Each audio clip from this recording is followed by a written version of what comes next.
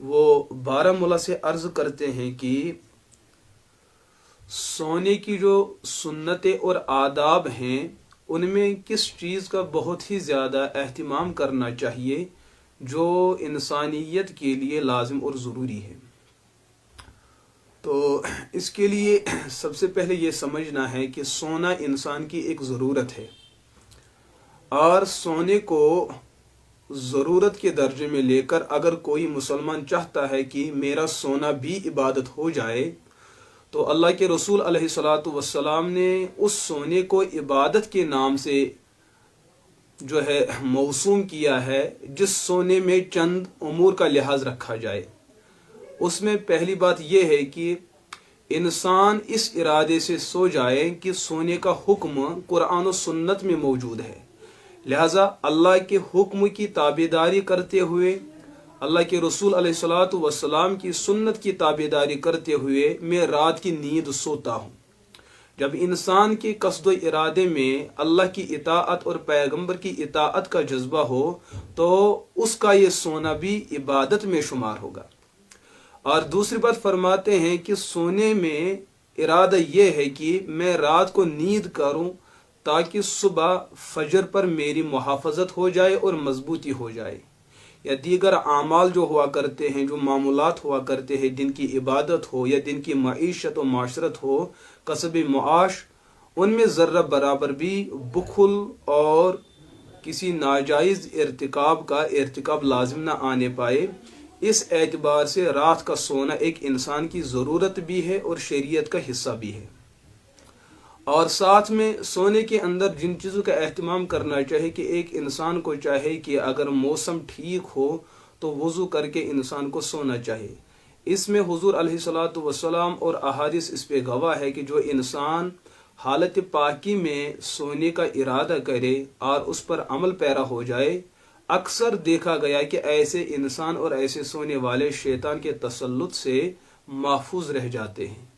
اور بنیادی چیز جس کا از حد علم رکھنا لازم اور ضروری ہے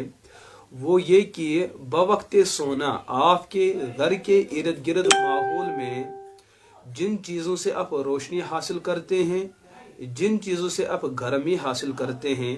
مثلا آج کل کے دور کے اندر جو ہے روم ہیٹر ہے، آج کل کے دور کے اندر جو ہے بلور ہے، یا جو ہمارا لائٹنگ سسٹم ہے، اسی طریقے سے گیس سلنڈر وغیرہ جو چولہے جلتے ہیں، یا اسی طریقے سے جو ہے کوئل کا چولہا جلتا ہو، لالٹین ہو، شمع ہو، ہاں اسی طریقے سے شمع کی بتی ہو، ان چیزوں کو سونے سے پہلے بجھانا یہ حضور علیہ الصلاۃ والسلام کی مستقل عادت شریفہ اور مستقل سنت تھی. امام بخاری علیہ رحمہ نے صحیح بخاری کے اندر ایک مستقل عنوان قائم کیا ہے جس کے اندر انہوں نے حضرت ابو موسیٰ اشعری رضی اللہ تعالی عنہ اور حضرت عبداللہ ابن عمر رضی اللہ تعالی عنہ سے روایت نقل فرمائی کہ اللہ کے رسول علیہ الصلاۃ والسلام نے فرمایا، ہاں ان النار ہذہ انما عدو لکم، یہ جو آگ ہوتی ہے رات کی آگ یہ تمہاری دشمن ہے.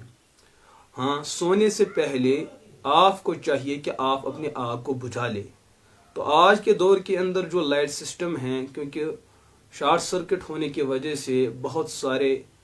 گھرانے جو ہے وہ راکھ کا ڈھیر ہو چکے ہیں، اور بہت سارے گھر کے افراد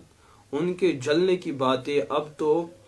اخباروں کے اندر بھی جو ہے گردش کر رہی ہے. سوشل میڈیا پہ ایسے ہزاروں واقعات ہیں جن کو سنا بھی گیا اور جن کو دیکھا بھی گیا. اگر امت مسلمہ اللہ کے رسول علیہ الصلاۃ والسلام کی اس مبارک سنت پر عمل کریں کہ سونے سے پہلے جو گھر کے اندر جلنے والی چیزیں ہیں اور روشن چیزیں ہیں ان کو بجھا دیا جائے. اور ایک روایت کے اندر اللہ کے رسول علیہ الصلاۃ والسلام نے یہ بات بھی فرمائی کہ یہ آگ جو ہے یہ تمہاری اتنی بڑی دشمن چیز ہے کہ تمہارے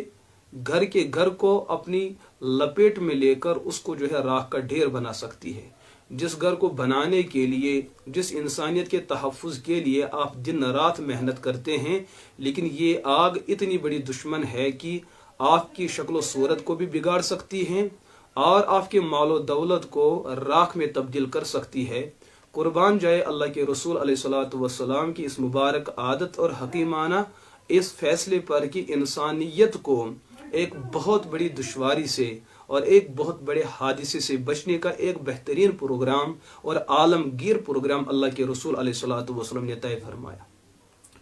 لہٰذا چاہیے مسلمانوں کو کہ آج کے دور کے اندر رات کو جو ہے موبائل چارجنگ پہ لگا رہتا ہے، لیپ ٹاپ ہے، ہاں کمپیوٹر سسٹم ہے یا دیگر ایسی چیزیں ہیں جن کا تعلق ہاں جو ہے بجلی کے ساتھ رہتا ہے، الیکٹرک کے ساتھ رہتا ہے، کہ چاہیے کہ ان چیزوں کو رات سونے سے پہلے ان کو جو ہے لائٹ اور پاور سے بالکل ڈسکنیکٹ کر دیا جائے، تاکہ کوئی انہونی نہ دیکھنی پڑے اور پھر جا کے یہ گھرانہ اور یہ نسل جو ہے کسی بدترین حادثے کی شکار ہو جائے۔ یہ بھی ایک مستقل سنت ہے سونے کی، اور اس سنت پر عمل کرنا جہاں شریعت کا تقاضا ہے وہاں جو ہے یہ انتظامی چیز بھی ہے، انتظامی چیز بھی ہے، کیونکہ بہت سارے گھرانے ایسے ہیں لاکھوں کی تعداد میں جن کے یہاں گھر میں کوئی بلب بھی جلنا نہیں دیکھا جاتا ہے، جن کے گھر میں بلب جلنا بھی نہیں دیکھا جاتا ہے، جن کی آنکھیں ترستی ہے روشنی کو، جنہوں نے کبھی لقمہ منہ میں نہیں لیا ہے کہ ان کے منہ نے روشنی کو دیکھا ہو اور اس لقمے نے کسی جلتی بلب کو دیکھا ہو، تو اس مسرت برے ماحول میں کسی نے اس طریقے سے زندگی گزاری ہو، ایسے ہزاروں غربا اور مساکین ہمارے ماحول اور معاشرے میں رہتے ہیں۔ لہٰذا اللہ ان پر عمل کرنے کی توفیق عطا فرمائے۔ اور دائیں کروٹ پر،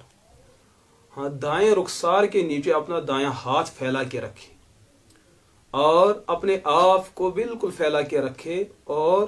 دائیں پاؤں پر بایاں پاؤں رکھے، اور اپنے بائیں پاؤں پر اپنے بائیں ہاتھ کو بائیں ران پر رکھ کر ایک دعا پڑھتے ہوئے سونا چاہے۔ بِاسْمِكَ رَبِّي وَضَعْتُ جَنْبِي وَبِكَ أَرْفَعُهُ إِنْ أَمْسَكْتَ نَفْسِي فَاغْفِرْ لَهَا وَإِنْ أَرْسَلْتَهَا فَاحْفَظْهَا بِمَا تَحْفَظُ بِهِ عِبَادَكَ الصَّالِحِينَ اللَّهُمَّ قِنِي عَذَابَكَ يَوْمَ تَبْعَثُ عِبَادَكَ۔ اس قسم کی دعا پڑھنی سنت ہے۔ اگر یہ یاد نہ ہو اللہم بِاسْمِكَ أَمُوتُ وَأَحْيَا، کم از کم یہ چھوٹی دعا انسان کو پڑھنی چاہیے۔ اور کچھ احادیث کے اندر اس چیز کا بھی تقاضا ہے کہ آیت الکرسی کو 3 مرتبہ پڑھنا چاہیے، اور پھر اپنے بستر کے ارد گرد ایک دائرہ کھینچنا چاہے، ابلیس آپ پر غالب نہیں ہو سکتا ہے۔